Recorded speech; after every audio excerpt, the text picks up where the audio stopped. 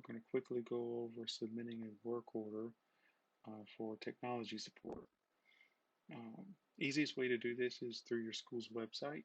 All of them are the same. Let's just use Bullock for an example.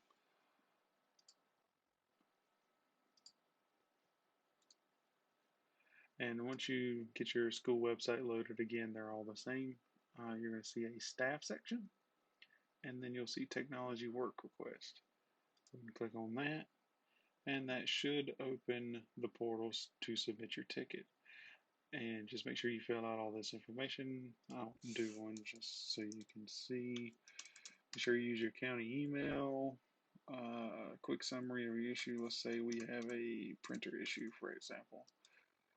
Um, Printer will not print. And then category, make sure this is how it's kind of filtered into work priority. Make sure you kind of pick the right category. There is an other if you're not sure or you don't see kind of your specific issue. But for this example, printer issue, room number, location. I'm currently, well, I guess we could do Bullock. Bullock.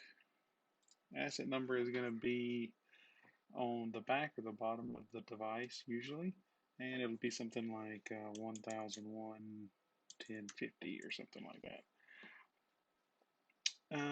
And then the last thing is make sure you try to, especially if you're split between schools, make sure you fill out times that you're going to be available, because the technicians rotate through the schools. So this way we can make sure that somebody can be on campus to try to take care of your issue that's, when you're there. We don't keep missing you. Let's just say, for instance, available all day and submit. And there you go. That will get added to the system and a technician will see you within a day.